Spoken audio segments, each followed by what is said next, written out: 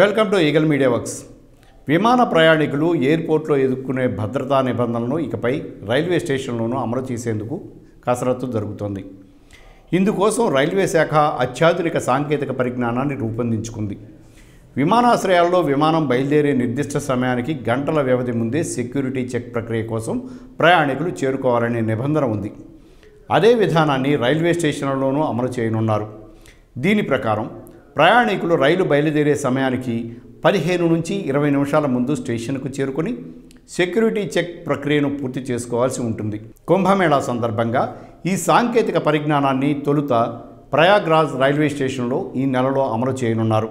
దీంతో పాటు కర్ణాటకలోని హుబ్లీ సహా మరో 202 స్టేషన్లను ఎంపిక చేశామని రైల్వే భద్రతా దళ డైరెక్టర్ జనరల్ అరుణ్ కుమార్ వెల్లడించారు. రైల్వే స్టేషన్ల ప్రాంగణాలను పూర్తిగా మూసివేస్తున్నామని తెలిపారు. స్టేషన్ల చుట్టూ కొన్నిటికి శాశ్వత ప్రహరీలు నిర్మిస్తాం, మరికొన్నిటికి తాత్కాలిక పద్ధతిలో గేట్లు ఏర్పాటు చేస్తాం. ఇందుకు వీలు లేని స్టేషన్లకు అన్ని వైపులా ఆర్పీఎస్ సిబ్బంది కాపలా ఉంటారు. స్టేషన్కు ఉన్న ప్రతి ప్రవేశ ద్వారం సెక్యూరిటీ చెక్ పాయింట్ ఉంటుంది. రైలు బయలుదేరే సమయానికి 15 నుంచి 20 నిమిషాల ముందు ప్రయాణికుడు చెక్ పాయింట్ వద్దకు వస్తే హడావుడి లేకుండా తనిఖీ ప్రక్రియ ముగించుకొని రైలు ఎక్కవచ్చు. ఎయిర్పోర్టుల తరహాలో గంటల తరబడి ముందు రానక్కర్లేదు అని ఆయన తెలియజేశారు.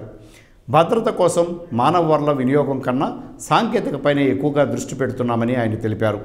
స్టేషన్లలో భద్రతను కట్టుదిట్టం చేసే దిశగా తాము ప్రవేశపెట్టిన సమీకృత భద్రతా వ్యవస్థ కిందకి ఈ మార్పులు వస్తాయని తెలిపారు. ఐఎస్ఎస్ అమలు చేయాలనే ప్రతిపాదన 2016లో ఆమోదం పొందింది.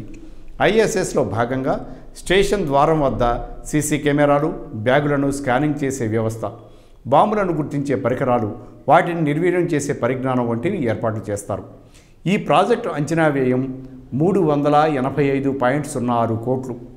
రియల్ టైమ్ ఫేస్ గుర్తింపు సాఫ్ట్వేర్ సైతం ఈ వ్యవస్థలో భాగమని అరుణ్ కుమార్ తెలిపారు.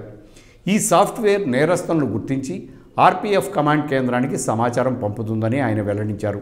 స్టేషన్కు వచ్చే ప్రయాణికులను తనిఖీ చేస్తామని వివరించారు. Thanks for watching eagle media works.